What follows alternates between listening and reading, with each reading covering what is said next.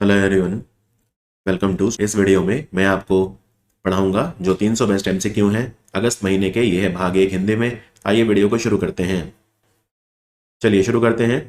Time magazine ने अभी अभी एक लिस्ट निकाली है दुनिया के जो सबसे ग्रेटेस्ट प्लेसेस हैं 2024 के। 100 ऐसे प्लेसेस जो कोई रेस्टोरेंट हो सकते हैं, होटल हो सकते हैं, क्रूज हो सकते हैं, म्यूजियम, पार्क्स, अट्रैक्शन, किसी भी तरह का थीम पार्क वगैरह। तो उसमें 3 प्लेसेस इंडिया के हैं। इनमें से कौन सा वो नहीं है? तो जो नहीं है वो है ऑप्शन बी। और जो हैं वो कौन कौन से हैं? तो यहाँ पे देखिए, museum of solutions. Museum of solution lower Parel Mumbai में है और इसको शुरू करा था तन्वी जिंदल ने। इसके अलावा मनम चॉकलेट फैक्ट्री है हैदराबाद में। ये अपनी होममेड चॉकलेट है, हाई क्वालिटी। इसको मिस्टर चैतन्य ने शुरू किया था, बंजारा हिल्स में है हैदराबाद में। और नार, नार एक रेस्टोरेंट है जो प्रतीक साधु नाम के एक व्यक्ति हैं, मास्टर शेफ, उन्होंने स्टार्ट किया था। जाने माने शेफ हैं प्रतीक साधु। तो ये हिमाचल में है। तो ये 3 प्लेसेस हैं वर्ल्ड के ग्रेटेस्ट प्लेसेस में, और जो नहीं है वो है ऑप्शन बी। अंडरस्टूड। चलिए आगे बढ़ते हैं। Securities and exchange board of India यानी सेबी ने एक एआई बेस्ड चैटबॉट लॉन्च किया है जो इन्वेस्टर्स की क्वेरी सॉल्व करने में हेल्प करेगा, और अगर आपको कोई भी इंफॉर्मेशन चाहिए तो वो देगा। इसका क्या नाम है चैटबॉट का? इसका नाम है सेवा। सेवा की फुल फॉर्म है SEBI's virtual assistant. SEBI's virtual assistant, right. और सेबी ने बहुत पहले एक प्लेटफॉर्म बनाया था। अगर आपको कोई कंप्लेन है और आप सेबी के पास दर्ज करना चाहते हैं तो उस प्लेटफॉर्म का नाम क्या है? स्कोर्स। उसका नाम है स्कोर्स। सेबी 1992 में ये संगठन बना था, कैपिटल मार्केट को रेगुलेट करता है, मुंबई में इसका हेडक्वार्टर है, और मधावीपुरी बुक जो है वो इसकी चेयरमैन है। वैसे स्कोर्स का अब सेकंड वर्जन लॉन्च हो गया है जिसका नाम है स्कोर्स वर्जन 2। और स्कोर्स वर्जन 2 ने 1 अप्रैल 2024 से काम करना स्टार्ट कर दिया है। इसमें आपने अगर शिकायत दर्ज करी है तो 21 दिन के अंदर अंदर वो शिकायत जो है उसको रिजॉल्व करेगा। तो 21 डेज की एक समय सीमा इसमें लगा दी गई है। डिपार्टमेंट ऑफ एटॉमिक एनर्जी, इसने एक इनिशिएटिव स्टार्ट करा है जिससे जो वैज्ञानिक हैं या इंजीनियर हैं या जो यंग स्टूडेंट हैं जो डिपार्टमेंट ऑफ एटॉमिक एनर्जी के साथ काम कर रहे हैं, उन्हें इंटरनेशनल और नेशनल रिसर्च पेपर वगैरह मिल जाए जिससे वो पढ़ाई कर सकें, ज़्यादा अच्छे से अपडेटेड रहें। इसका नाम है 1 DAE 1 सब्सक्रिप्शन। 1 DAE 1 subscription. तो ये डिपार्टमेंट ऑफ एटॉमिक एनर्जी ने स्टार्ट किया है। ये यूनिक इनिशिएटिव है और बहुत सारी जो मैगजीन हैं, रिसर्च पेपर हैं, पब्लिकेशन हैं, यंग स्टूडेंट्स को, साइंटिस्ट को, इंजीनियर्स को, वो इसमें उन्हें मिल जाएगा। तो इसके लिए उन्होंने कुछ कंपनियों के साथ पार्टनरशिप करी है डिपार्टमेंट ऑफ एटॉमिक एनर्जी। एक का नाम है Wiley India. Wiley India, Wiley India उन्हें लगभग 1353 इंटरनेशनल जो पेपर हैं, रिसर्च पेपर, उनको एक्सेस देगी। और दूसरी कंपनी है Springer Nature Group. Springer Nature Group, ये लगभग 2686 कुछ रिसर्च पेपर हैं इनके पास अवेलेबल हैं। तो इस तरह से वो कुछ कंपनियों के साथ department of atomic energy partnership कर रहा है। और डिपार्टमेंट ऑफ एटॉमिक एनर्जी जो है, इसके अंडर आता है एक संगठन जिसको बोलते हैं atomic minerals directorate for exploration and research. ये हैदराबाद में है, AMD। और AMD ने अभी अभी लिथियम के जो भंडार हैं, लिथियम के जो रिसोर्सेज हैं, उनको खोजा है। एक तो मांड्या जिला है कर्नाटक का वहां पे, और एक यार्डगिरी जिला है वहां पे। यार्डगिरी जिला है वहां पे। ये जो वैसे बाय द वे मांड्या जिला है, यहाँ पे एक वाइल्ड लाइफ सेंचुरी भी है जिसका नाम है आदि चुनचनगिरी वाइल्ड लाइफ सेंचुरी। और ये न्यूज में आई थी क्योंकि इसको एक पीकॉक सेंचुरी यानी मोर अभ्यारण्य अभी अभी डिक्लेयर किया गया है। मोर अभ्यारण्य डिक्लेयर किया गया है। आइडियाज फॉर लाइफ पोर्टल, ये अभी अभी लॉन्च किया गया है to invite the ideas related to products and services for inducing behavioural changes related to environment friendly lifestyle. हमें एनवायरमेंट फ्रेंडली लाइफस्टाइल जो है उनको अपनाना है। तो ये पोर्टल हमारे मिनिस्ट्री ऑफ एनवायरमेंट ने लॉन्च करा है। किसके साथ मिलकर? ये यूनिसेफ युवा के साथ किया है मिलके। इसका नाम है आइडियाज फॉर लाइफ। अगर आपके पास भी कोई ऐसा आइडिया है जो एनवायरमेंट फ्रेंडली है, इनोवेटिव आइडिया है, तो आप इस पर पोस्ट कर सकते हैं। तो ये लॉन्च किया है। और ये जो आइडिया है, आप पानी बचाने से लेके एनर्जी बचाना या वेस्ट को कम करना, ई वेस्ट को कम करना, प्लास्टिक को कम करना, जो भी सस्टेनेबल एनवायरमेंटल प्रैक्टिसेस हैं उनको लेके कर सकते हैं, राइट।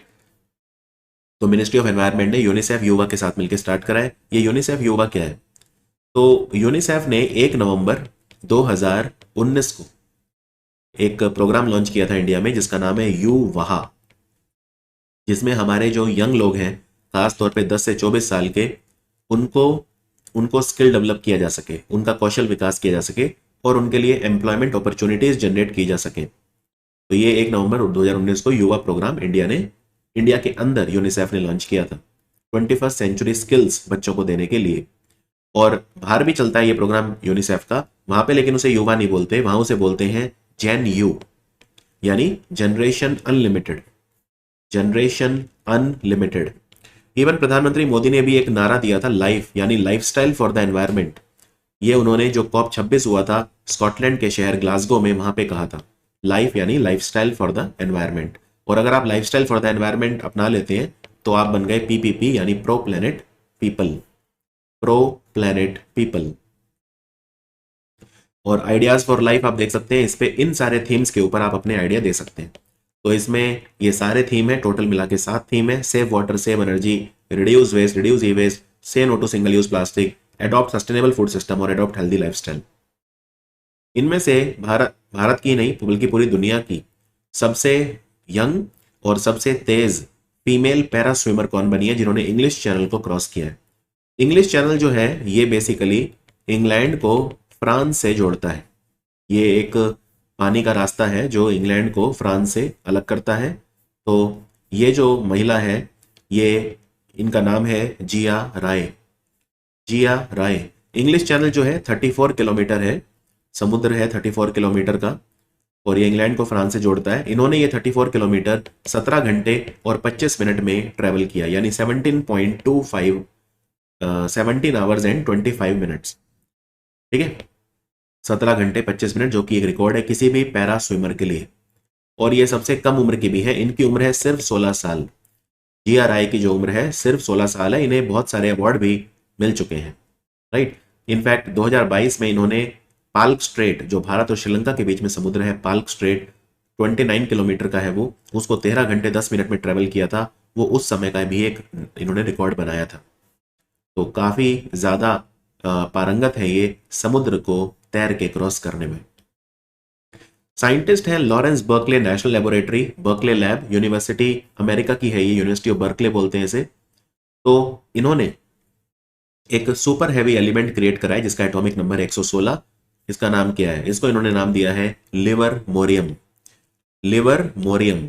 और इसका एटॉमिक नंबर भी आपको याद रखना है, और आपको यह भी याद रखना है कि जो लिवर मोरियम है इसको क्रिएट कैसे किया गया, किसकी मदद से किया गया।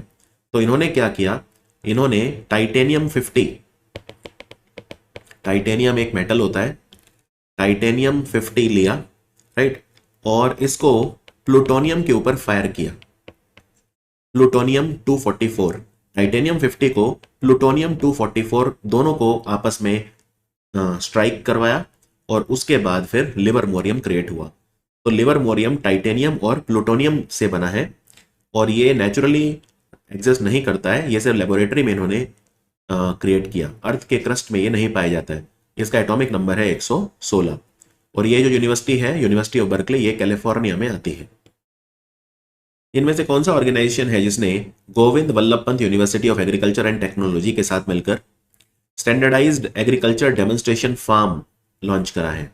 ये ऐसा फार्म है जिसपे आप एग्रीकल्चर से रिलेटेड जो चीजें हैं उनको टेस्ट कर सकते हैं, राइट। तो स्टैंडर्ड एग्रीकल्चर डेमोन्स्ट्रेशन फार्म इसका नाम है। यहाँ पे आप एग्रीकल्चर जो प्रैक्टिसेस हैं उनको टेस्ट कर सकते हैं। तो इसलिए डेमोन्स्ट्रेशन का मतलब यही होता है एक्सपेरिमेंटल। तो ये एक एक्सपेरिमेंटल साइट का काम करेगा जिससे आप एग्रीकल्चर प्रैक्टिसेस और एग्रीकल्चर की नई टेक्नोलॉजीज को आप यहाँ पे टेस्ट कर पाएंगे। गोविंद वल्लभ पंत यूनिवर्सिटी, जिसको पंतनगर यूनिवर्सिटी बोलते हैं, ये लोकेटेड है उधम सिंह नगर उत्तराखंड में। तो इन्होंने पार्टनरशिप करी है ब्यूरो ऑफ इंडियन स्टैंडर्ड्स के साथ। ब्यूरो ऑफ इंडियन स्टैंडर्ड हमारे ministry of consumer affair, food and public distribution के अंडर काम करता है, और ये 12 अक्टूबर 2017 को बना था ब्यूरो ऑफ इंडियन स्टैंडर्ड्स। इनमें से कौन सा ऑर्गेनाइजेशन है जिसे GEF global water tech award मिला है? ग्लोबल वाटर टेक समिट हुआ था अभी, वहां पे water department of the year. तो 2 अवार्ड हैं देखिए, एक तो है water department of the year और एक है ऑर्गेनाइजेशन ऑफ द ईयर। तो अगर ऑर्गेनाइजेशन कैटेगरी में पूछें तो ये अवार्ड मिला है दिल्ली मेट्रो को पानी बचाने के लिए, वाटर कंजर्वेशन के लिए, एनवायरमेंटल कंजर्वेशन के लिए। और water department of the year है सेंट्रल वाटर कमीशन, केंद्रीय जल आयोग, जो कि हमारे जल शक्ति मंत्रालय के अधीन काम करता है, मिनिस्ट्री ऑफ जल शक्ति के अधीन काम करता है, राइट। और ये जो अवार्ड है ग्लोबल वाटर टेक अवार्ड्स, ये 2006 में स्टार्ट हुए थे, तो ये दिए जाते हैं हर साल। Water conservation, environmental conservation, water sustainable development, water monitoring, water quality, इन सब के लिए दिए जाते हैं, मेनली ये इन सब के लिए दिए जाते हैं। एक और बड़ी अच्छी चीज़ आपको बताता हूँ, जो ज़्यादा इंपॉर्टेंट क्वेश्चन है मेरे हिसाब से। सेंट्रल वाटर कमीशन जो है, इसने भारतीय विज्ञान संस्थान बेंगलोर यानी Indian institute of science Bangalore के साथ मिलकर सेटअप करा है international centre of excellence for dams यानी ICED। ये IIT रुड़की के बाद भारत का दूसरा ICED है। पहला वाला जो international centre of excellence for dams जो स्थापित किया गया था वो IIT रुड़की में किया गया था फरवरी 2023 में, तो ये दूसरा है, ये दूसरा है। जो ये वाला जो कैलेंडर ईयर चल रहा है, कैलेंडर ईयर मतलब जनवरी 2024 से लेके 1 जनवरी 2024 से लेके और 31 दिसंबर 2024, इसको बोलते हैं कैलेंडर ईयर। तो 1 जनवरी 2024 से अब तक यानी 8 महीने होने वाले हैं। आपको ये बताना है कि चौथी यूनिकॉर्न कंपनी कौन सी बनी है। चौथी कौन सी बनी है, तो ये कंपनी है रैपिडो। यूनिकॉर्न उस कंपनी को बोलते हैं जिसकी मार्केट वैल्यू $1 बिलियन टच कर जाती है, 1 बिलियन या उससे ज्यादा, तो उसको बोलते हैं यूनिकॉर्न कंपनी, राइट। ये कंपनी है रैपिडो और ये बेंगलोर में बेस्ड है, बेंगलोर में ये बेस्ड है। इससे पहले जो 3 कंपनी बनी है यूनिकॉर्न इस साल, वो कौन कौन सी हैं, तो वो है कृत्रिम, ये ओला के फाउंडर ने स्टार्ट की थी, कृत्रिम AI आर्टिफिशियल इंटेलिजेंस कंपनी है। एक है पोर्टर, पोर्टर लॉजिस्टिक कंपनी है, और एक है परफियोस, एक है परफियोस, तो ये है, right, Perfios. Union minister for education Dharmendra Pradhan ji ने लॉन्च करा है national apprenticeship and training scheme 2 portal. ये पोर्टल जो मिनिस्ट्री ऑफ एजुकेशन है उसने किस संगठन के सपोर्ट से बनाया है, जो संगठन है वो है all India council for technical education यानी AICTE। तो ये पोर्टल क्या है, ये जो पोर्टल है NATS, नाम से पता चल रहा है नेशनल अप्रेंटिसशिप। अप्रेंटिसशिप क्या होता है, अप्रेंटिसशिप को कई लोग इंटर्नशिप भी बोलते हैं। जब आप किसी व्यक्ति के अंडर रह के काम सीखते हैं, राइट, आपको कोई अप्रेंटिसशिप करनी है या इंटर्नशिप करनी है या ट्रेनिंग करनी है, तो उसी को अप्रेंटिसशिप कहा जाता है। तो national apprenticeship and training scheme, इस पे जो युवा हैं वो अपना जो CV होता है, करिकुलम वाइटे यानी CV, बायोडेटा, वो सब डाल सकते हैं। और उनको जो इंडस्ट्रीज भी होंगी, यहाँ पे बहुत सारी इंडस्ट्रीज भी होंगी, तो उनमें अगर कोई वैकेंसी है अप्रेंटिसशिप के लिए, तो यंग ग्रेजुएट्स और डिप्लोमा होल्डर वगैरह के लिए खास तौर पे ये यूजफुल होगा। यहाँ पे उनको बहुत सारी अपॉर्चुनिटी मिलेंगी इंटर्नशिप करने की, राइट। तो student registration, advertisement of vacancy, student application, contract creation, certification, reporting, stipend भी जो कंपनियां हैं इसी पोर्टल पे ट्रेनिंग के बदले जो स्टाइपेंड मिलता है वो भी दे पाएंगी डायरेक्ट बेनिफिट ट्रांसफर से। तो ये काफ़ी होलिस्टिक पोर्टल है, राइट, काफ़ी ज़्यादा ये होलिस्टिक पोर्टल है। और ये जो स्कीम है national apprenticeship and training scheme, ये बेसिकली जनरली एक 1 ईयर का प्रोग्राम होता है जिसमें जो युवा हैं उन्हें जो हैंड्स ऑन नॉलेज है, प्रैक्टिकल नॉलेज और स्किल दिए जाते हैं जिससे उनकी जॉब लग सके। और जब अप्रेंटिसशिप वो करते हैं तो उन्हें एक स्टाइपेंड भी मिलता है, ठीक है, उन्हें एक स्टाइपेंड भी मिलता है। और स्टाइपेंड का ये फायदा होता है कि 50% स्टाइपेंड जो है वो सरकार देती है, तो जो एम्प्लॉयर है उसका पैसा बचता है, जो आपको नौकरी दे रहा है, क्योंकि 50% स्टाइपेंड भारत सरकार की तरफ से मिलता है, तो भारत सरकार जो है वो 50% अपने ऊपर बियर करती है। इसलिए जो रोजगार देने वाला व्यक्ति है वो इंसेंटिवाइज होता है, एनकरेज होता है ज़्यादा नौकरियां देने के लिए, ज़्यादा अप्रेंटिसशिप अपॉर्चुनिटीज देने के लिए। अभी अभी सुविधा सॉफ्टवेयर वर्जन किसने लॉन्च करा है, ये एक न्यू टूल है, कटिंग एज टूल, जिससे ट्रेनिंग प्रोटोकॉल्स जो हैं उनको एनहांस किया जा सकता है। तो ये किसने लॉन्च करा है, ये लॉन्च करा है इंडियन कोस्ट गार्ड ने, भारतीय तटरक्षक बल, जो कि मिनिस्ट्री ऑफ डिफेंस के अधीन काम करता है। It works under the ministry of defence. तो ये इन्होंने लॉन्च किया था और जो भी ट्रेनिंग होती है इंडियन कोस्ट गार्ड की, ये उसको स्ट्रीमलाइन करेगा, राइट, और कंसिस्टेंसी उसमें लेके आएगा। तो इसका नाम है सुविधा सॉफ्टवेयर। इन स्पेस, जो कि अहमदाबाद में हेडक्वार्टर है, इसरो की कमर्शियल आर्म है, उसने ऑथोराइजेशन ग्रांट करा है किस कंपनी को, ये ग्राउंड स्टेशन बनाएंगे अल्ट्रा हाई फ्रिक्वेंसी बैंड में हैदराबाद तेलंगाना में। तो ये कंपनी है Azista BST aerospace private limited. Ultra high frequency range में ये कंपनी ग्राउंड स्टेशन बनाएगी हैदराबाद में। अल्ट्रा हाई फ्रिक्वेंसी बैंड जो होता है इसमें 300 मेगा हर्ट्ज से लेके और 3 गीगा हर्ट्ज के बीच में, उस फ्रीक्वेंसी में ये कंपनी बनाएगी। ग्राउंड स्टेशन होता है जो सैटेलाइट डेटा भेजते हैं हमें, उनको जो रिसीव करता है उसको बोलते हैं ग्राउंड स्टेशन। तो इससे वेदर फोरकास्टिंग, एनवायरमेंट मॉनिटरिंग, इन सब चीजों में हमें हेल्प मिलेगी। जैसे नीति आयोग है हमारी केंद्र सरकार का थिंक टैंक विचार मंच, वैसे ही ग्रिड नाम का कौन बना रहा है थिंक टैंक, ये बना रहा है गुजरात सरकार। ग्रिड की फुल फॉर्म होगी Gujarat state institution for transformation. Gujarat state institution for transformation, तो ये है। और नीति आयोग बना था 1 जनवरी 2015 को। 1 जनवरी 2015 को गुजरात की सरकार ने एक श्रमिक बसेरा योजना भी वैसे शुरू करी है। श्रमिक बसेरा में अभी के लिए 15,000 जो कंस्ट्रक्शन वर्कर हैं उन्हें रहने की जगह दी जाएगी सिर्फ 5 रुपए पर डे के हिसाब से, सिर्फ 5 रुपए पर डे के हिसाब से। 15,000 जो वर्कर हैं उन्हें, कंस्ट्रक्शन वर्कर।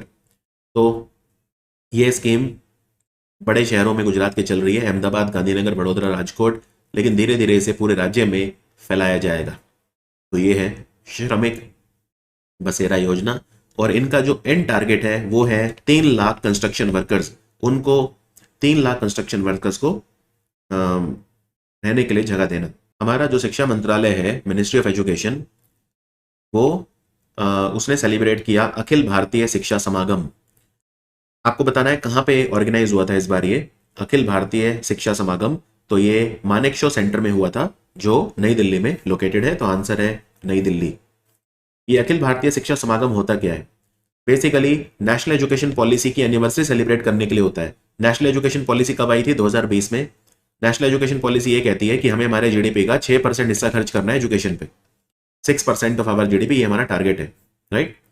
तो नेशनल एजुकेशन पॉलिसी 2020 में आई थी और अब 2024 है, तो 4th एनिवर्सरी थी ये नेशनल एजुकेशन पॉलिसी की। बास्केटबॉल फेडरेशन ऑफ इंडिया ने सेटअप करी है national basketball academy in collaboration with America की कॉर्वस एकेडमी। ये कहाँ पे सेटअप करी है? तो ये मुंबई में करी है। तो आंसर है मुंबई, आंसर है मुंबई, राइट। तो कॉर्वस जो है ये स्पोर्ट्स ट्रेनिंग प्रोवाइड करेगी भारत के जो टॉप यंग बास्केटबॉल एथलीट्स हैं उन्हें। तो याद रखिए, बास्केटबॉल फेडरेशन ऑफ इंडिया ने सेटअप करी है national basketball academy in Mumbai in collaboration with corpus. और ये इनकी दूसरी नेशनल बास्केटबॉल एकेडमी इंडिया में। जो पहली सेटअप हुई थी वो मणिपाल यूनिवर्सिटी में की थी कॉर्वस ने। मणिपाल यूनिवर्सिटी उडुपी डिस्ट्रिक्ट कर्नाटका में आती है। भारत ने कौन से देश के साथ मिलकर दुनिया की पहली डाक टिकट स्टैम्प लॉर्ड रामलला का डिपिक्शन है जिसपे, यानी पहला कंट्री कौन सा है दुनिया का जिसने एक ऐसी स्टैम्प इशू करी है जो लॉर्ड रामलला की फोटो है जिसपे? तो ये देश है लाओस। इस साल जो आसियान समिट हो रहा है वो भी लाओस की कैपिटल वियंटियन में हो रहा है। तो अभी एस जयशंकर जो है यहाँ पे लाओस में गए थे और लाओस एक आसियान कंट्री है। तो ये क्वेश्चन काफी ज्यादा इंपॉर्टेंट है। इनफैक्ट 2 डाक टिकट लॉन्च हुई थी, एक पे लॉर्ड बुद्धा की फोटो है और दूसरे पे भगवान राम ऑफ अयोध्या, भगवान राम ऑफ अयोध्या। पहली इंडियन वुमेन अभी अभी कौन बनी है इंडिपेंडेंट इंडिया में जिन्होंने मल्टीपल मेडल जीते एक सिंगल ओलंपिक गेम्स में? तो एक ही में Manu Bhaker is the answer. आप देख सकते हैं हमारे जो मेडल विनर प्रीवियस और इस ओलंपिक के, तो इस ओलंपिक में मन्नू भाकर ने 2 मेडल जीते, एक इंडिविजुअल और एक मिक्स डबल में। Individual women's 10 metre air pistol और मिक्स्ड में again 10 metre air pistol Sarabjot Singh के साथ। पहली बार एक फीमेल है इंडिया की जिसने एक ही ओलंपिक में मल्टीपल मेडल जीते हैं। हालांकि इससे पहले मल्टीपल मेडल और भी लोग जीत चुके हैं, लेकिन एक ओलंपिक में किसी ने भी नहीं जीते। तो ये है मन्नू भाकर। मन्नू भाकर हरियाणा से हैं। और जो क्लोजिंग सेरेमनी हुई थी ओलंपिक्स की उसमें ये ध्वजवाहक थी, फ्लैग बीरर थी पीआर श्रीजेश के साथ। भारतीय वायुयान विधेयक अभी अभी आया है। ये कौन से पुराने कानून को रिप्लेस करेगा? भारतीय वायुयान विधेयक ये एयरक्राफ्ट एक्ट ऑफ 1934 को रिप्लेस करेगा। Aircraft act of 1934, right. तो इसमें काफी ज्यादा पावर्स दी गई हैं directorate general of civil aviation को, bureau of civil aviation security को, एयरक्राफ्ट एक्सीडेंट इन्वेस्टिगेशन ब्यूरो, इन सबको ज्यादा पावर दी गई है। तो ये पुराने जो एक्ट है उसको 1934 वाला एक्ट उसको रिप्लेस करेगा। हमारा जो सिविल एविएशन का फील्ड है, हम चाहते हैं कि उसमें 25% वुमेन होनी चाहिए मिनिमम 2025 तक। अभी अभी किसने ई सेहत पोर्टल लॉन्च करा है अपने एक्स सर्विसमैन के लिए, जो वेटरन्स हैं उनके लिए, जिससे उन्हें डॉक्टर से टेलीमेडिसिन यानी वीडियो बेस्ड क्लिनिकल कंसल्टेशन दी जा सके। तो ये करा इंडियन आर्मी ने, तो आंसर है इंडियन आर्मी। ई सेहत की फुल फॉर्म है e health assistance and tele consultation, इनमें से कौन सा कंट्री है जो सप्लाई चेन काउंसिल का वाइस चेयरमैन बना है under the Indo Pacific economic framework for prosperity, IPEF? ये कंट्री है इंडिया। और चेयरमैन कौन बना है? हम तो वाइस चेयर बने हैं, चेयरमैन बना है अमेरिका। तो टोटल इसमें 14 कंट्री हैं। IPEF एक संगठन है, Indo Pacific framework for prosperity, economic framework for prosperity. इसके 4 पिलर होते हैं, राइट, इसके 4 पिलर होते हैं। और यहाँ पे आपको बता दूं, ये जो सप्लाई चेन काउंसिल है, ये मैं इसके लिए बता रहा हूँ, चेयर और वाइस चेयर। इसमें 2 संगठन IPEF ने और बनाए हैं। वो 2 संगठन कौन से हैं? एक तो बनाया है क्राइसिस रेस्पॉन्स नेटवर्क, और एक बनाया है labour rights advisory board, labour rights advisory board. तो लेबर राइट्स एडवाइजरी बोर्ड जो है, इसका चेयर कौन बना है? अमेरिका ही बना है, और वाइस चेयर बना है फिजी। और जो क्राइसिस रेस्पॉन्स नेटवर्क है, इसका जो चेयर बना है वो है कोरिया यानी चेयरमैन, और वाइस चेयर बना है जापान। और तीसरा जो है, जो मैंने आपको बताया अभी क्या बताया मैंने आपको अभी? सप्लाई चेन काउंसिल, इसका चेयर बना है अमेरिका और वाइस चेयर बना है इंडिया। और IPEF कब बना था? 23 मई 2022 को बना था IPEF। 14 कंट्रीज का संगठन है और ट्रेड के लिए काम करते हैं मेनली। तो इसके 4 पिलर होते हैं। पहला जो होता है वो होता है trade, fair and resilient trade. दूसरा सप्लाई चेन रेजिलियंस, तीसरा क्लीन इकोनॉमी, और चौथा फेयर इकोनॉमी। इनमें से कौन सी कंपनी है जिसे लेटर ऑफ इंटेंट मिला है, कॉन्ट्रैक्ट मिला है दामोदर वैली कॉर्पोरेशन से 2x800 यानी टोटल 1600 मेगावाट का Koderma thermal power plant setup करने का, कोडरमा जिला झारखंड में? तो ये भेल करेगी। और भेल को ये ऑर्डर किसने दिया है? दामोदर वैली कॉर्पोरेशन ने दिया है। भेल को एक ऑर्डर और मिला है, अगेन 1600 मेगावाट, 2x800 यानी total 1600 megawatt thermal power plant बनाने का। वो रायगढ़ में बनेगा, छत्तीसगढ़ में। वो ऑर्डर भेल को अदानी ग्रुप ने दिया, अदानी पावर। इनमें से कौन सा टाइगर रिजर्व है जिसने विंड टरबाइन लगाई है पहली बार? इस विंड टरबाइन से जो एनर्जी जनरेट होगी, इलेक्ट्रिसिटी जनरेट होगी, वो वाईफाई कनेक्टिविटी और कैमराज में यूज होगी। तो ये कौन सा टाइगर रिजर्व है? ये है पेरियार टाइगर रिजर्व, जो कि केरला में है। पेरियार टाइगर रिजर्व जो कि केरला में आता है। अंडरस्टूड? 2025 का mains Asia cup T20 format में होगा। जो ये एशिया कप होता है, ये बेसिकली किसी भी बड़े टूर्नामेंट से पहले प्रैक्टिस के लिए होता है, एशिया कप। तो T20 फॉर्मेट में भी होता है, वनडे फॉर्मेट में भी होता है, डिपेंड करता है कौन सा टूर्नामेंट आ रहा है। तो 2025 मेंस एशिया कप इंडिया में होगा, तो आंसर है इंडिया। इंडिया में क्यों होगा? क्योंकि T20 वर्ल्ड कप 2026 में है, तो उसके लिए ये एक प्रैक्टिस टूर्नामेंट का काम करेगा। उसके लिए प्रैक्टिस टूर्नामेंट का ये काम करेगा। और अगर मैं आपसे पूछूं कि 2026 का T20 वर्ल्ड कप कहां पे होगा, तो वो श्रीलंका और इंडिया में होगा, फरवरी 2026 में। श्रीलंका और इंडिया में होगा T20 world cup. Is that clear? 2026 में होगा। तो 2025 में इसलिए एशिया कप को T20 फॉर्मेट में करवाया जाएगा, जिससे हमारे खिलाड़ी T20 के लिए अपने आप को जो प्रिपेयर हैं वो कर सकें। एक बात और, 2027 का जो एशिया कप होगा वो कहां पे होगा? वो बांग्लादेश में होगा।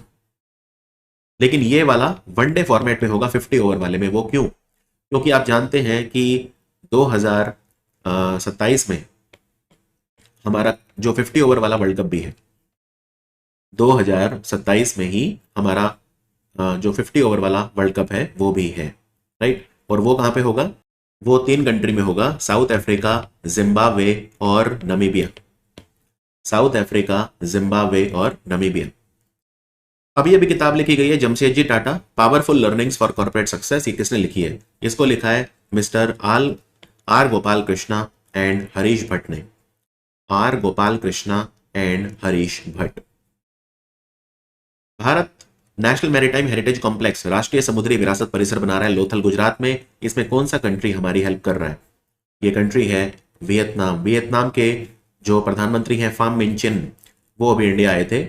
और एक हमने आर्मी सॉफ्टवेयर पार्क भी बनाया है, उसको बनाने में इंडिया ने हेल्प करी है। ये वियतनाम का एक सिटी है नाह ट्रांग, वहां पे सेटअप किया गया है आर्मी सॉफ्टवेयर पार्क। $5 मिलियन हमने गिफ्ट किया था वियतनाम को आर्मी सॉफ्टवेयर पार्क बनाने के लिए। तो वियतनाम भी हमारी हेल्प कर रहा है। नेशनल मैरीटाइम हेरिटेज कॉम्प्लेक्स बनेगा जो लोथल में, उसके लिए।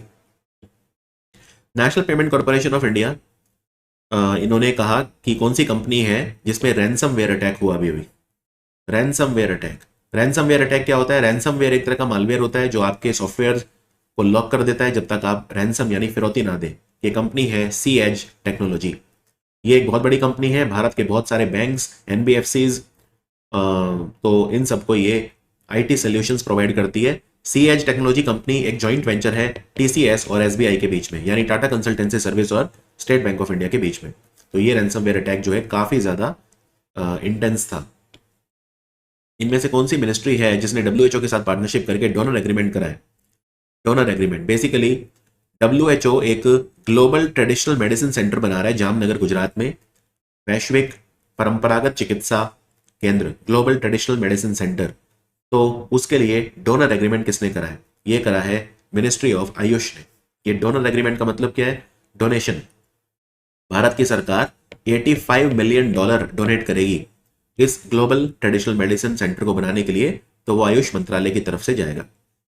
ये दुनिया का पहला और एकमात्र global centre for traditional medicine है जो वहां पे सेटअप किया जा रहा है जामनगर गुजरात में। Very important question. World trade organisation trade statistics आए हैं, तो टॉप 10 जो कंट्री हैं उनमें से सिर्फ ब्राजील, यूरोपियन यूनियन और थाईलैंड ऐसे हैं जिनके एग्रीकल्चर एक्सपोर्ट बढ़े 2023 में। भारत एग्रीकल्चर एक्सपोर्ट्स के मामले में कौन से नंबर पे रहा 2023 में? तो याद रखिए भारत 8वें नंबर पे रहा। आप देख सकते हैं टेबल में, इंडिया ने जो एग्रीकल्चर एक्सपोर्ट्स किए तो वो थे $51 बिलियन के, और नंबर 1 पे है European union $836 billion. $836 billion. Bharat के भी एग्रीकल्चर एक्सपोर्ट कम हुए। 2022 में हमारे $55 बिलियन थे, 2021 में 51 रह गए। दूसरे नंबर पे अमेरिका है, तीसरे नंबर पे ब्राजील है। तो डब्ल्यूटीओ ने रिपोर्ट दी है। डब्ल्यूटीओ का जो हेडक्वार्टर है वो जनेवा में है। जनेवा में है, वर्ल्ड ट्रेड ऑर्गेनाइजेशन इसे कहा जाता है। इनमें से कौन सा ऑर्गेनाइजेशन है जो $200 मिलियन यानी लगभग 1700 करोड़ का लोन दे रहा है भारत के 8 राज्यों में 100 शहरों में सॉलिड वेस्ट मैनेजमेंट के लिए, यानी ठोस अपशिष्ट प्रबंधन के लिए? ये लोन कौन दे रहा है? ये दे रहा है एशियाई विकास बैंक यानी एशियन डेवलपमेंट बैंक। और ये जो प्रोजेक्ट चलाया जाएगा स्वच्छ भारत मिशन द्वितीय के तहत चलाया जाएगा। स्वच्छ भारत मिशन वर्जन 2 उसके तहत ये चलाया जाएगा। स्वच्छ भारत मिशन 2, स्वच्छ भारत मिशन भी 2 तरह का होता है, शहरी और ग्रामीण। तो ये मैं शहरी की बात कर रहा हूं। स्वच्छ भारत मिशन अर्बन, अगर कुछ ना कहा जाए तो स्वच्छ भारत मिशन अर्बन ही होता है। इसको चलाता है हमारा ministry of housing urban affair, और इसका जो सेकंड पार्ट है वो लॉन्च हुआ था 2021 में। और ये कब तक चलेगा? स्वच्छ भारत मिशन 2 ये चलेगा 2025-26 तक, यानी 31 मार्च 2026 तक। भारत का पहला अर्बन रोपवे नेटवर्क ये कहां पे सेटअप किया जा रहा है ट्रैफिक की समस्या को कम करने के लिए?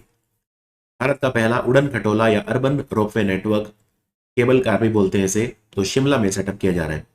शिमला में ये दुनिया का सबसे लंबा प्रोजेक्ट होगा। तो 13.79 किलोमीटर, 13.79 किलोमीटर ये प्रोजेक्ट जो है 1 मार्च 2025 से स्टार्ट हो जाएगा, और ये शिमला में जो ट्रैफिक की समस्या बहुत ज्यादा हो चुकी है उसको कम करेगा। तो इसमें टोटल 1734 करोड़ रुपए का खर्चा आएगा। 1734 करोड़। 80% लोन इस प्रोजेक्ट के लिए कौन दे रहा है? न्यू डेवलपमेंट बैंक, जो शंघाई में बेस्ड है। न्यू डेवलपमेंट बैंक को ब्रिक्स बैंक भी बोलते हैं, ब्रिक्स बैंक भी बोलते हैं। तो ये सबसे लंबा जो है मतलब दुनिया का दूसरा सबसे लंबा आप इसे कह सकते हैं, क्योंकि 13.79 किलोमीटर लॉन्ग होगा ये, राइट। और दुनिया का सबसे लंबा रोपवे बोलीविया में है, 32 किलोमीटर। यूपीएससी का चेयरमैन कौन बना है? यूपीएससी के चेयरमैन बने हैं अभी प्रीति सूदन बनी है। प्रीति सूदन हेल्थ सेक्रेटरी भी भारत की रह चुकी है। अभी कौन सा इंस्टीट्यूट है जिसने एक नई जीनोम एडिटिंग सिस्टम बनाई है जो क्रिस्पर टेक्नोलॉजी हम यूज करते आए हैं उससे बेटर है? अगर आपके जीन में कोई डिफेक्ट हो तो हम उसे हटा सकते हैं। जैसे आप कैंची से हटाते हैं कोई चीज काटते हैं, वैसे जीन को भी काटा जा सकता है। इसको क्रिस्पर टेक्नोलॉजी कहा जाता है। तो क्रिस्पर से भी बेटर एक टेक्नोलॉजी अभी अभी बनाई है option C, institute of genomics and integrative biology ने, जो CSIR के अंडर काम करता है, राइट। तो क्रिस्पर टेक्नोलॉजी से भी ये बेटर होगी। क्रिस्पर टेक्नोलॉजी में जो एंजाइम यूज होता है उसको बोलते हैं Cas9, CAS9 enzyme, CAS9 enzyme. लेकिन अब क्या करा है वैज्ञानिकों ने, अब एक नया तरीका निकाला है, नया एंजाइम बनाया है जिसको बोलते हैं FN-Cas9, FN-CAS9 एंजाइम। ये एक बैक्टीरिया से लिया है। इस बैक्टीरिया का नाम है फ्रांसिसेला नोविसीडा, FRANCISELLA नोविसीडा, NOVICIDA। तो इससे लिया है बैक्टीरिया से, और बहुत ही ज़्यादा एफिशिएंट है। जो हम पहले यूज़ करते थे Cas9, जिसको SP-Cas9 भी कहा जाता था, उससे ये ज़्यादा बेटर टेक्नोलॉजी है। तो क्रिस्पर Cas9 से अब हम FN-Cas9 में मूव इन हो गए हैं। तरंग शक्ति अभ्यास पहली बार इंडियन एयरफोर्स करवाएगी। ये कहाँ पे होगा? तो ये 2 फेजेस में होगा। इसमें बहुत सारे कंट्री भाग लेंगे। अभी तक जो न्यूज़ है 30 कंट्री पार्ट लेंगे इसमें। तो तमिलनाडु और राजस्थान 2 जगह पे ये होगा तरंग शक्ति। तमिलनाडु में एक जगह है सुलूर, SULUR, सुलूर, वहां पे होगा। और उसके बाद जोधपुर में होगा, राजस्थान में जोधपुर। तो 2 जगह पे तरंग शक्ति होगा। और अब देखते हैं जब ये अभ्यास स्टार्ट होगा कि कितने कंट्री फाइनली इसमें पार्टिसिपेट करते हैं। इंडियन एयरफोर्स पहली बार एक ऐसे एक्सरसाइज को करवा रही है जिसमें मल्टीपल कंट्री पार्ट लेते हैं। इंडियन नेवी तो करवाती है, इंडियन नेवी एक मिलन एक्सरसाइज करती है विशाखापट्टनम में हर साल। कभी कई बार 2 साल में, 3 साल में भी हो जाता है मिलन, और जनरली 2 साल में ही होता है एक बार। लेकिन एयरफोर्स के पास कोई ऐसा एक्सरसाइज नहीं था जिसमें मल्टीपल कंट्रीज पार्ट लें। और इंडियन एयरफोर्स इजिप्ट की एयरफोर्स के साथ मिलकर होपेक्स नाम का अभ्यास भी उन्होंने करा, जो बैरीघाट एयरबेस, BERIGHAT, बैरीघाट एयरबेस में हुआ था इजिप्ट में। और इंडियन एयरफोर्स ने रेड फ्लैग 24 नाम के अभ्यास में भी भाग लिया था। रेड फ्लैग 24 जो अमेरिका ने करवाया था अलास्का में, जिसमें अगेन मल्टीपल कंट्रीज ने पार्ट लिया था। Director general medical services army, इस पद तक पहुंचने वाली पहली महिला कौन है? इनका नाम है लेफ्टिनेंट जनरल साधना सक्सेना नायर। लेफ्टिनेंट जनरल साधना सक्सेना नायर तो डायरेक्टर जनरल के पद तक गई है मेडिकल सर्विसेज हमारी इंडियन आर्मी में। ऑल ऑफ द गिर किताब किसने लिखी है? गिर एकमात्र जगह इंडिया में, गिर नेशनल पार्क, जहां पे लायंस, एशियाटिक लायंस रखे जाते हैं। तो ये किताब परिमल नाथवानी ने लिखी है। परिमल नाथवानी गिर लायंस प्राइड ऑफ गुजरात नाम की ये पहले एक और किताब भी लिख चुके हैं। डिजास्टर मैनेजमेंट अमेंडमेंट बिल अभी अभी लोकसभा में इंट्रोड्यूस हुआ है। ये कौन से पुराने एक्ट को रिप्लेस करेगा? तो याद रखिए, ये जो हमारा पुराना एक्ट है डिजास्टर मैनेजमेंट एक्ट ऑफ 2005, ये उसे रिप्लेस करेगा। डिजास्टर मैनेजमेंट एक्ट ऑफ 2005 उसको ये रिप्लेस करेगा। और इसमें यह कहा गया है कि एक अर्बन डिजास्टर मैनेजमेंट अथॉरिटी बनेगी, जो लार्ज सिटीज हैं या जो भारत के स्टेट कैपिटल्स हैं उनके लिए दिल्ली चंडीगढ़ को छोड़ दो, तो बाकी जितने भी हमारे बड़े शहर हैं या राजधानियां हैं उनके लिए अर्बन डिजास्टर मैनेजमेंट अथॉरिटी बनेगी, यानी शहरी आपदा प्रबंधन प्राधिकरण ये सेटअप किया जाएगा, राइट। और एक डिजास्टर जितने भी होते हैं नेशनल लेवल पे और स्टेट लेवल पे, उनका डिजास्टर डेटाबेस भी सेटअप किया जाएगा। तो ये सब बातें इसमें कही गई हैं। इसके अलावा स्टेट डिजास्टर रेस्पॉन्स फोर्स भी बनेगा, स्टेट डिजास्टर रेस्पॉन्स फोर्स। इस एक्ट में एक स्पेशल आर्टिकल भी डाला गया है, सेक्शन 60A। सेक्शन 60A ये कहता है कि सेंट्रल गवर्नमेंट या स्टेट गवर्नमेंट वो नेसेसरी एक्शन ले सकते हैं डिजास्टर मैनेजमेंट के लिए, और अगर कोई उस एक्शन को फॉलो नहीं करेगा तो उस पर 10,000 रुपए तक का जुर्माना भी लगाया जा सकता है। Cabinet committee on economic affairs ने 8 important national high speed corridor project हैं जिनको अप्रूव करा है। इनकी लेंथ है 936 किलोमीटर। इसमें कितना खर्चा आएगा? इसमें जो टोटल खर्चा आएगा वो है 50,655 करोड़ रुपए। 50,655 करोड़ रुपए, 936 किलोमीटर की लेंथ के ये प्रोजेक्ट बनेंगे। ये प्रोजेक्ट कहां से कहां तक होंगे ये आपके लिए उतना जरूरी एग्जाम के लिए नहीं है। टोटल खर्चा बस आप इसमें याद रखिए, ये high speed road corridor project है, यानी एक तरह से एक्सप्रेसवे प्रोजेक्ट्स हैं।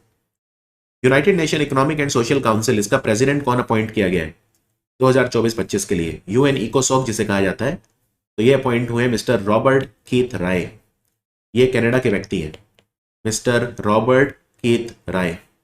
तो यूएन इकोसॉक ये न्यूयॉर्क में हेडक्वार्टर्ड है और यूएन इकोसॉक 1945 में बना था, 1945 में सेटअप किया गया था। अभी अभी वैसे कनाडा और ग्रीनलैंड के बीच में एक डेविस स्ट्रेट माइक्रो कॉन्टिनेंट की खोज भी हुई है पानी के नीचे, डेविस स्ट्रेट माइक्रो कॉन्टिनेंट। इसके अलावा जो इकोसॉक के वाइस प्रेसिडेंट बने हैं वो 3 लोग हैं, लाल बहादुर थापा नेपाल से, शस्टोफ शस्की पोलैंड से और मेरिट्सा शान वलवर्डे कोस्टा रिका से। इनमें से कौन सा शहर है भारत का जो वर्ल्ड क्राफ्ट सिटी डिक्लेयर किया गया है वर्ल्ड क्राफ्ट काउंसिल इंटरनेशनल के द्वारा? तो ये है श्रीनगर। श्रीनगर जम्मू कश्मीर की कैपिटल, ये भारत का चौथा शहर है जो वर्ल्ड क्राफ्ट सिटी का दर्जा मिला है। वर्ल्ड क्राफ्ट काउंसिल इंटरनेशनल का हेडक्वार्टर कुवैत में है, कुवैत में है, राइट। तो इससे पहले 3 शहर जयपुर, ममल्लापुरम जिसे महाबलीपुरम भी बोलते हैं तमिलनाडु में, और कर्नाटक का मैसूर, ये इंक्लूड किए गए थे। चौथा ये वाला शहर है, तो ये ध्यान रखिए। The state of the world mangroves report आई है, ग्लोबल मैंग्रोव अलायंस के द्वारा दी गई है। कौन सा कंट्री है जहां पे दुनिया के 21% मैंग्रोव हैं? दुनिया के 21% मैंग्रोव इंडोनेशिया में है, यानी सबसे ज्यादा मैंग्रोव इंडोनेशिया में है। वर्ल्ड मैंग्रोव डे 26 जुलाई को मनाया जाता है, 26 जुलाई को। तो ये जो ग्लोबल मैंग्रोव अलायंस है ये 2018 में बना था, तो इनकी ये रिपोर्ट आई है। और अगर आपसे पूछें कि दुनिया के सबसे बड़े मैंग्रोव के जंगल कौन से हैं एक ही जगह पे, तो वो हैं सुंदरबन, जो कि पश्चिम बंगाल और बांग्लादेश में है। तो ये रिपोर्ट ये कहती है कि सबसे ज़्यादा जो मैंग्रोव्स हैं दुनिया में वो कहाँ पे हैं? वो आसियान कंट्रीज में है, आसियान कंट्रीज में है, साउथ ईस्ट एशिया 33.6%, और उसमें से सिर्फ इंडोनेशिया अकेले में है 21%, 21%। और इंडिया की बात करें तो वेस्ट बंगाल में सबसे ज़्यादा है मैंग्रोव, उसके बाद है गुजरात। गुजरात में मेनली गल्फ ऑफ कच्छ और गल्फ ऑफ खंबात, उनमें मैंग्रोव ज़्यादा है, राइट। आगे बढ़ते हैं। इनमें से असम राइफल्स का डायरेक्टर जनरल कौन बना है? असम राइफल्स का हेडक्वार्टर मेघालय की कैपिटल शिलोंग में है। इसको sentinel of the north east भी कहा जाता है। तो असम राइफल सबसे पुरानी CAPF है हमारी, सेंट्रली आर्म्ड पुलिस फोर्स, यानी अर्धसैनिक बल है, पैरामिलिट्री फोर्स है सबसे पुरानी। असम राइफल कब बनी थी? असम राइफल 1835 में बनी थी। तब उसे काचर लेवी बोलते थे, CACHARLEVY, काचर लेवी। तो ये जो अंग्रेजों के चाय के बागान थे उसको प्रोटेक्ट करने के लिए बनी थी। तो असम राइफल के डायरेक्टर जनरल अभी अभी बने हैं लेफ्टिनेंट जनरल विकास लखेड़ा। तेलंगाना के जो मुख्यमंत्री हैं जिनका नाम है मिस्टर रेवंत रेड्डी, उन्होंने अनाउंस करा है कि कौन सा ऐसा चौथा शहर है जो हैदराबाद के अंदर इंक्लूड कर दिया जाएगा। एक तो हैदराबाद, एक सिकंदराबाद, एक साइबराबाद, तो ये 3 प्लेसेस हैं। और अगला जो होगा वो है मुचेरला।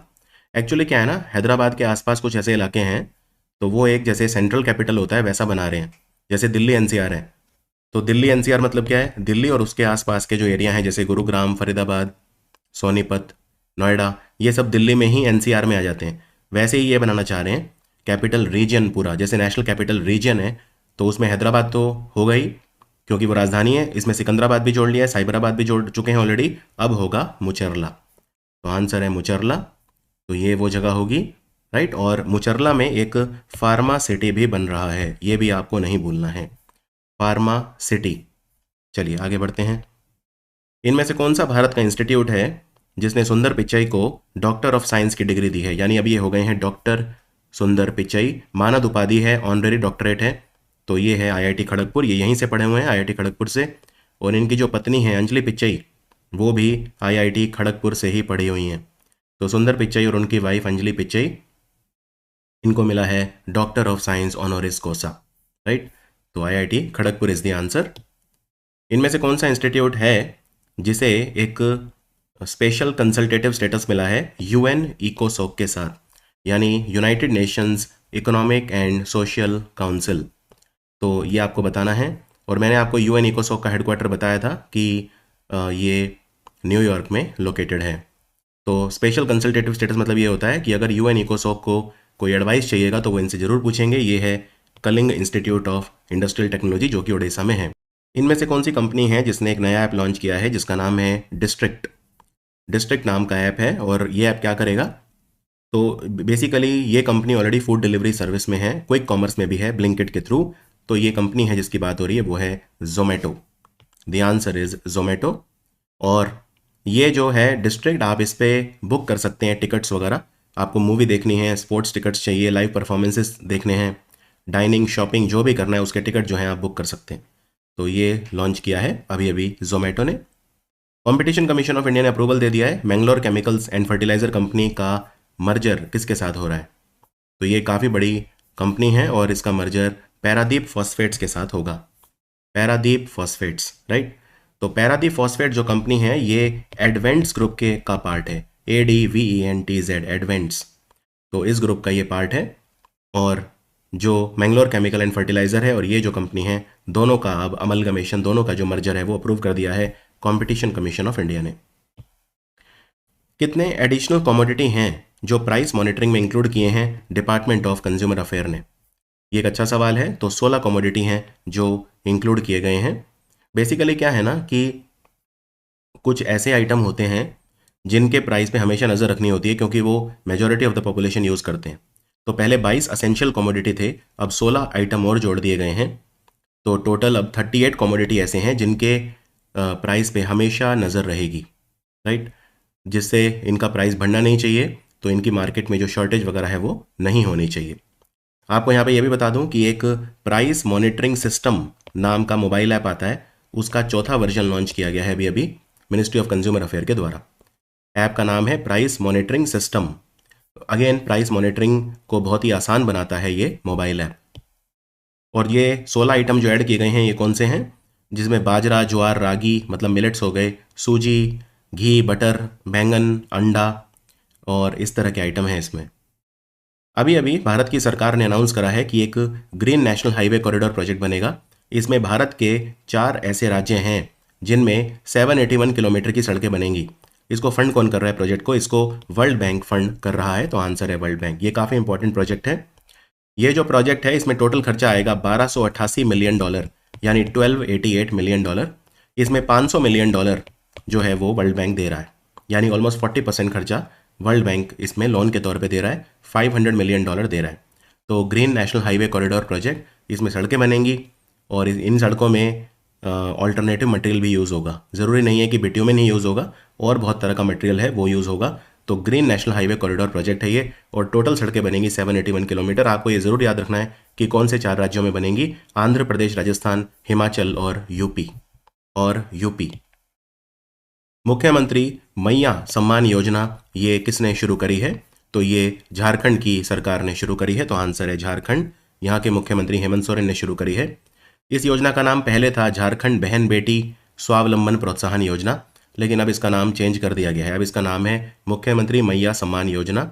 इसमें महिलाओं को उनके बैंक अकाउंट में 1,000 रुपये दिया जाएगा हर महीने, और 21 से 50 साल के बीच महिलाओं की उम्र होनी चाहिए। उनकी सालाना आमदनी पूरे परिवार की 8 लाख रुपए से कम होनी चाहिए। ऐसा माना जा रहा है कि इसमें लगभग 48 लाख महिलाओं को फ़ायदा होगा झारखंड में।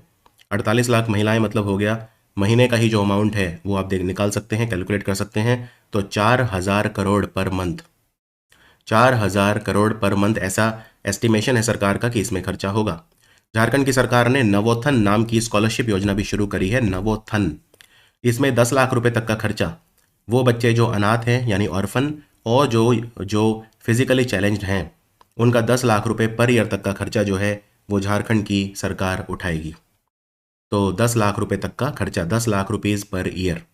इतना ही नहीं, उन्हें 48,000 पर ईयर, 48,000 रुपये उसके अलावा भोजन और रहने के लिए भी मिलेंगे। 48,000 रुपये पर साल, और उनकी ट्यूशन फ़ी 10 लाख रुपये पर साल। ये फिजिकली चैलेंज स्टूडेंट और जो अनाथ बच्चे हैं उनके लिए। और झारखंड सरकार पूर्वी भारत की पहली दिव्यांग लोगों के लिए यूनिवर्सिटी खोल रही है जो कि रांची में ओपन की जाएगी। कितनी स्टूडेंट वेलफेयर स्कीम है जिनको आंध्र प्रदेश के शिक्षा विभाग ने अभी अभी रीनेम करा है? जो पहले जगन मोहन रेड्डी चलाते थे, नई सरकार आई है तेलुगु देशम, तो ऐसी 6 योजनाएं हैं। तो आंसर है 6। आप अपनी स्लाइड पे देख सकते हैं इनके नाम, पुराना नाम और नया नाम। जैसे टल्ली की वंडनम, इसको पहले जगनन्ना अम्मा बोडी बोलते थे। तो इसमें महिलाओं को जो है बच्चे की पढ़ाई के लिए 15,000 रुपये दिए जाते हैं। उसके बाद सर्वपल्ली राधाकृष्णन विद्या मित्र, पहले इस योजना को बोलते थे जगनन्ना विद्या कनुका। इसमें एजुकेशनल किट बच्चों को दी जाती है जो कक्षा 1 से कक्षा 10 तक पढ़ रहे हैं। इस एजुकेशन किट में काफ़ी सारा सामान होता है, स्कूल बैग, बुक्स वगैरह होते हैं। फिर है डोका सीतम्मा मध्याह्न बाड़ी भोजनम, ये मिड डे मील स्कीम है। पहले इसको बोलते थे जगनन्ना गोरू मुड्डा। मना बड़ी मना भविष्यक्तु, पहले इसको बोलते थे मना बड़ी नाडू नेडू। तो इसमें स्कूल रेनोवेशन, पुराने स्कूल जो है उनकी मरम्मत की जाती है। बालिका रक्षा, इसे पहले स्वेच्छा बोलते थे। इसमें फ्री सैनिटरी नैपकिन जो है वो महिलाओं को दिए जाते हैं, यानी लड़कियों को, पढ़ने वाली लड़कियों को दिए जाते हैं जो 7 से 12 क्लास तक की लड़कियां हैं। अब्दुल कलाम प्रतिभा पुरस्कारम, पहले से बोलते थे जगनन्ना अनिमुत्यल्लू। तो इसमें बेसिकली क्या है, जो गवर्नमेंट स्कूल के बच्चे हैं जो एग्जाम टॉप करते हैं उन्हें स्कॉलरशिप दी जाती है, फाइनेंशियल अवार्ड दिए जाते हैं। तो ये वो 6 योजनाएं हैं जिनके नाम चेंज कर दिए गए हैं। भारत तिब्बत सीमा पुलिस अब से जो है कमाज नाम की टाइफून के व्हीकल का इस्तेमाल करेगी। ये व्हीकल किसने बनाई है? इस व्हीकल को अभी अभी रैम डीजल नाम की कंपनी ने बनाया है। RAM diesel, right. तो आंसर है रैम डीजल।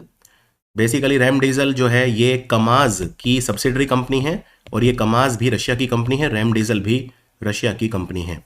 इनकी फैक्ट्री है जबलपुर में, मध्य प्रदेश में एक जगह है जबलपुर, नर्मदा नदी के किनारे।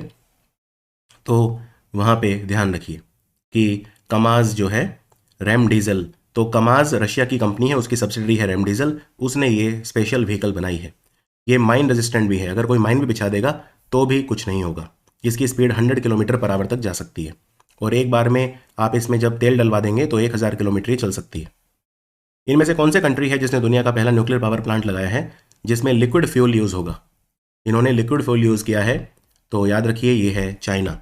जनरली न्यूक्लियर पावर प्लांट में सब यूरेनियम यूज़ करते हैं, इन्होंने यूज़ किया है मोल्टन थोरियम, पिघला हुआ थोरियम, यानी एक लिक्विड फ्यूल यूज़ किया है। और ये इन्होंने न्यूक्लियर पावर प्लांट गोबी मरुस्थल में लगाया है। गोबी मरुस्थल मंगोलिया और चाइना में है, एक ठंडा मरुस्थल है ये।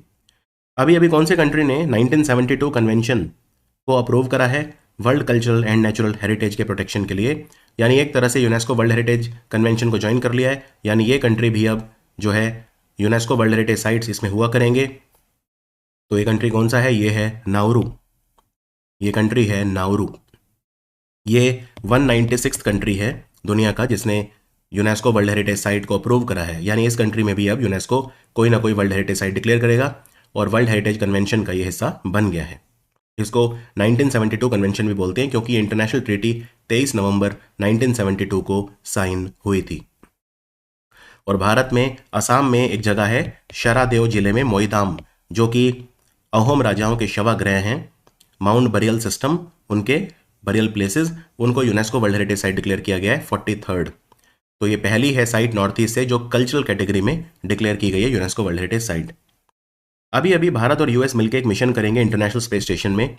तो भारत की तरफ से उसमें मेन एस्ट्रोनॉट कौन सेलेक्ट हुआ है? तो वो हैं इंडियन एयरफोर्स के विंग कमांडर शुभांशु शुक्ला, और बैकअप होंगे ग्रुप कैप्टन प्रशांत बालकृष्ण नायर। अगर शुभांशु शुक्ला नहीं जा पाए तो बैकअप वो होंगे। ये जो मिशन है इसका नाम है एक्सियोम 4, AXIOM, एक्सियोम 4। इसको अमेरिका की एक private space company axiom space करेगी नासा के साथ मिलकर। तो इनकी अच्छी प्रैक्टिस हो जाएगी क्योंकि भारत भी अपना गगनयान मिशन करना चाहता है। और ये चारों नाम जो आप देख रहे हैं स्क्रीन पे, चारों नाम इंपॉर्टेंट है क्योंकि यही वो 4 लोग हैं जो गगनयान में अंतरिक्ष में जाएंगे। शुभांशु शुक्ला, अजीत कृष्णन, अंगद प्रताप और PK नायर। इनमें से कौन सा कंट्री जो है कैरेबियन कम्युनिटी यानी कैरीकॉम का 6th एसोसिएट मेंबर बन गया है? 6th एसोसिएट मेंबर, तो ये बने हैं कंट्री, इसका नाम है कुराकाओ। इसका नाम, ये बेसिकली कैरेबियन कंट्रीज का एक समूह है। तो इसमें 15 तो हैं फुल टाइम मेंबर और 5 थे एसोसिएट मेंबर। तो अब 6ठा एसोसिएट मेंबर बना है कुराकाओ। एसोसिएट मेंबर ही बाद में जाके फुल टाइम मेंबर भी बनते हैं। तो जो बाकी 5 एसोसिएट मेंबर हैं कैरीकॉम के, वो कौन से हैं? वो हैं Anguilla, Bermuda, British virgin island, केमन आइलैंड और टर्क्स एंड कैकोस। और अब बना है कुराकाओ। कैरीकॉम कम्युनिटी 1973 में बनी थी। कैरेबियन कंट्रीज जो हैं उनका समूह है ये कैरीकॉम। तो जो कैरीकॉम है ये कब बना था? 1973 में बना था, राइट।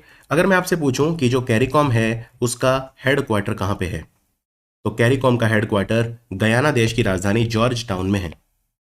गयाना की राजधानी जॉर्ज टाउन में लोकेटेड है, राइट। तो ये जरूर ध्यान रखना है आपको कि इनका जो नया एसोसिएट मेंबर है ये कौन सा कंट्री बना है। और ये मैंने बताया था आपको कि 15 मेंबर हैं फुल टाइम, ये वो 15 मेंबर हैं। एंटीगुआ, बारबुडा, बहामास, गयाना, आप देख सकते हैं सारी कंट्री, जमैका, सूरीनाम वगैरह। इनमें से यंगेस्ट ओलंपिक रेफरी बॉक्सिंग में भारत की तरफ से कौन था पेरिस ओलंपिक्स में? इनका नाम है लेफ्टिनेंट कर्नल कबिलन साई अशोक। कबिलन साई अशोक। तो ये सबसे कम उम्र के भारत के बॉक्सिंग रेफरी होंगे और ये पेरिस ओलंपिक्स में इन्होंने जाके भारत का नाम ऊंचा किया। National payment corporation of India, इन्होंने अनाउंस करा है एक वॉलेट इन बाउंड ट्रेवलर्स के लिए, यानी जो विदेशी लोग भारत में आ रहे हैं अगर वो यूपीआई पेमेंट वगैरह करना चाहते हैं तो वो इस वॉलेट को डाउनलोड कर सकते हैं। इसका नाम क्या होगा? इसका जो नाम रखा है उन्होंने वो है UPI one world. UPI one world ये इन बाउंड ट्रेवलर्स के लिए हैं, यानी विदेशी जो विजिटर हैं उनको ये real time digital payment experience प्रदान करेगा, राइट। तो इसमें काफ़ी सारे ऑर्गेनाइजेशंस ने मिलकर इसको लॉन्च किया है, लेकिन मेन ऑब्वियसली है एनपीसीआई। इनका साथ दिया है आईडीएफसी फर्स्ट बैंक ने, और ट्रांसकॉर्प इंटरनेशनल कंपनी है एक, ट्रांसकॉर्प CORP, और ऑब्वियसली आरबीआई ने गाइड करा है। कोल इंडिया लिमिटेड ने कॉर्पोरेट सोशल रिस्पॉन्सिबिलिटी प्रोजेक्ट चलाया है अभी जिसमें 1645 बच्चे जिन्होंने अपने माँ बाप को कोविड में खो दिया उनको स्कॉलरशिप दी जाएगी जिससे वो अपनी पढ़ाई वगैरह कर सकें। तो इसका नाम क्या है? इसका नाम है CIL कोल इंडिया लिमिटेड आशीष। कोल इंडिया लिमिटेड आशीष। यहाँ पे आशीष की फुल फॉर्म क्या है? आयुष्मान शिक्षा सहायता। आयुष्मान शिक्षा सहायता। तो 45,000 रुपये दिए जाएंगे एक बच्चे को एक साल में, जिससे वो अपनी पढ़ाई कर सके, और ये पैसा 4 साल तक लगातार मिलेगा, यानी 45,000 × 4 उतना अमाउंट इन्हें मिलेगा। अभी अभी अमित शाह ने 3 मोबाइल ऐप लॉन्च करे हैं, इनमें से कौन सा वो नहीं है? कौन सा वो नहीं है ये पूछा है। तो ई जस्टिस नाम का कोई ऐप नहीं है, ऑप्शन बी, और बाकी सारे हैं। न्याय श्रुति है, न्याय सेतु है, ई साक्ष्य है, ये सब क्या हैं? ई साक्ष्य तो आप जानते हैं, ऑप्शन डी देखिए पहले। ई साक्ष्य, ई साक्ष्य मतलब आप जानते हैं नया एक्ट आया है, राइट, इंडियन एविडेंस एक्ट। तो इंडियन एविडेंस एक्ट जो पुराना है उसको रिप्लेस कर दिया गया है, ये आप जानते हैं। भारतीय साक्ष्य अधिनियम से रिप्लेस कर दिया गया है 2023। तो ई साक्ष्य में ये है कि जो भी क्राइम सीन है वहाँ पे जो भी वीडियोग्राफी हो रही है, फोटोग्राफी हो रही है, सबूत वगैरह वो सब इस पे रखे जाएंगे। जो भी साक्ष्य, साक्ष्य मतलब होता है सबूत, तो फोटोग्राफ, वीडियो वो सब अपलोड कर दिया जाएगा इस पर, और वो अवेलेबल होंगे आसानी से जिसको भी देखने हैं, जैसे पुलिस है, जज है, वकील है, इत्यादि। फिर एक ई समन लॉन्च किया गया है, ई समन भी लॉन्च किया गया है, SUMMON। समन भेजना है। समन क्या होता है? एक मैसेज जो जज भेजता है पुलिस को या गवाहों को, कई बार भेजता है कि आपको अदालत में मौजूद होना है, वकील को भेजता है कई बार। लीगल ऑर्डर को समन कहते हैं। तो ई समन से जो भी मैसेज है, समन है, वो बहुत जल्दी इलेक्ट्रॉनिकली कोर्ट से पुलिस स्टेशन, और अगर कोई अभियुक्त वगैरह है उस तक जल्दी से पहुंचाया जा सकेगा, राइट। फिर है न्याय सेतु। न्याय सेतु के ऊपर सब लोग अवेलेबल होंगे, जैसे police, medical department, forensic department, prosecution और जेल वगैरह सारे डिपार्टमेंट इस पे इंटरलिंक्ड होंगे न्याय सेतु पे, जिससे पुलिस को कोई भी इंफॉर्मेशन चाहिए तो तुरंत उन्हें एक क्लिक ऑफ अ माउस पे मिल जाए। और उसके बाद है न्याय श्रुति। न्याय श्रुति, न्याय श्रुति जो है बेसिकली इसमें जो कोर्ट है वो विटनेसेस को वीडियो कॉन्फ्रेंसिंग के माध्यम से सुन पाएगा। देखिए, विटनेसेस को लाने ले जाने में बहुत टाइम खर्च होता है, और जो विटनेसेस हैं उनकी सुरक्षा का भी देखना पड़ता है, क्योंकि कई बार विटनेसेस को मार दिया जाता है जब वो कोर्ट जा रहे होते हैं या कोर्ट के अंदर या इवन जेल में। तो विटनेसेस जो हैं वो वीडियो कॉन्फ्रेंसिंग के माध्यम से ही जज को अपनी टेस्टिमनी दे पाएंगे, अपनी जो टेस्टिमनी है वो दे पाएंगे। और जो ये तीनों कानून हैं जिनकी मैंने बात की, 3 नए क्रिमिनल लॉ आए हैं, ये 1 जुलाई 2024 से लागू हो गए, ठीक है। और भारतीय साक्ष्य अधिनियम जो आया है उसने इंडियन एविडेंस एक्ट ऑफ 1872 को रिप्लेस किया है। आगे बढ़ते हैं। डिपार्टमेंट ऑफ एटॉमिक एनर्जी ने कोलैबोरेट करा है IDRS लेबोरेटरी, जो बेंगलोर की फार्मास्यूटिकल कंपनी है, उसके साथ मिलकर एक फूड सप्लीमेंट लॉन्च करा है, खासतौर पे कैंसर पेशेंट्स के लिए जो रेडियोथेरेपी करवा रहे हैं। इसका क्या नाम है? इन टैबलेट का नाम है एक्टोसाइड टैबलेट, यानी ऑप्शन डी।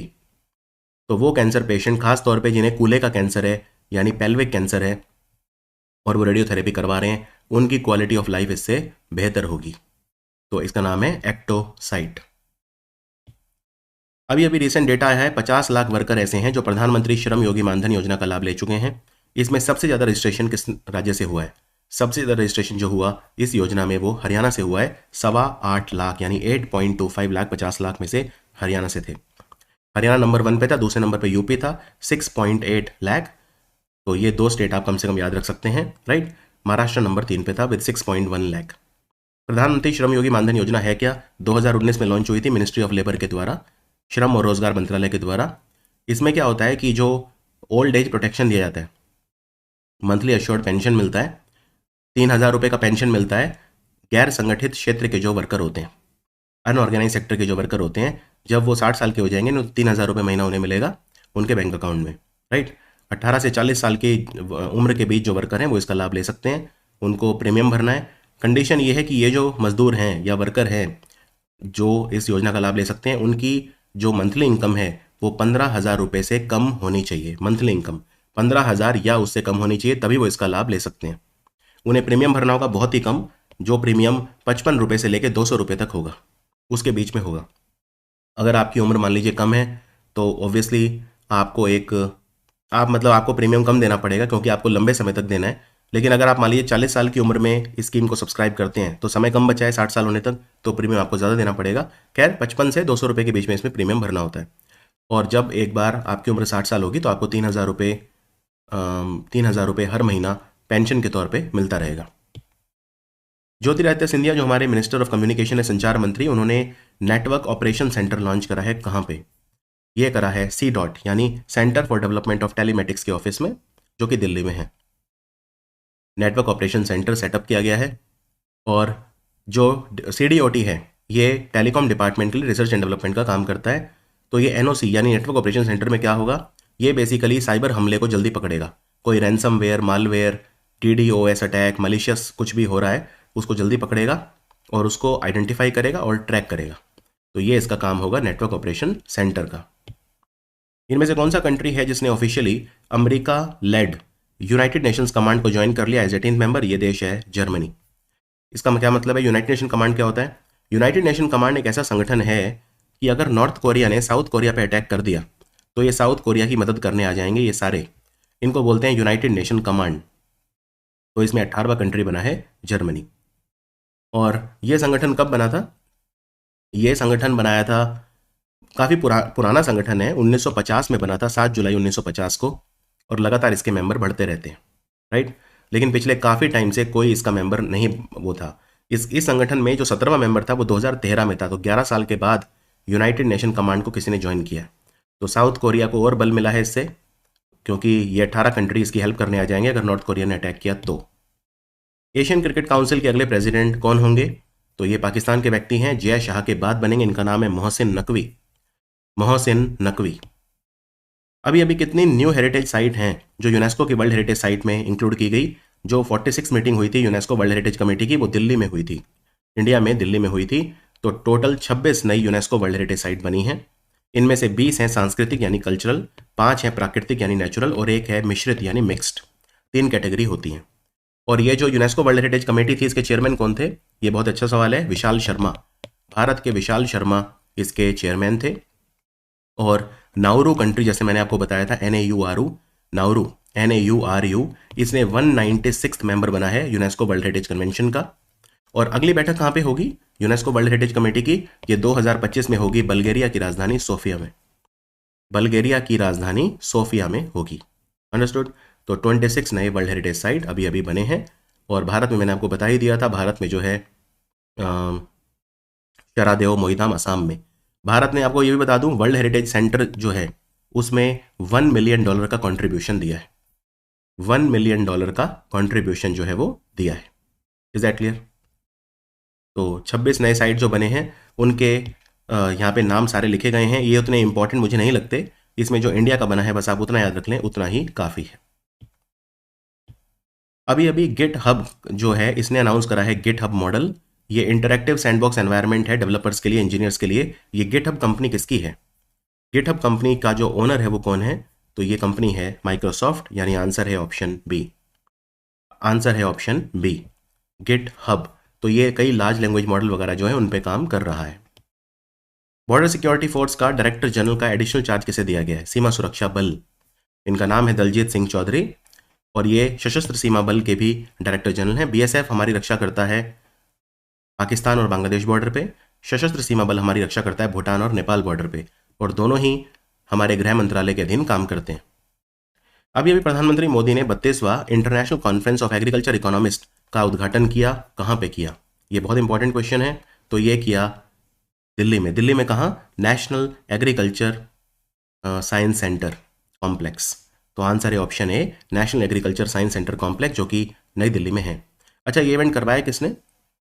ये करवाया international conference of agriculture economist ने।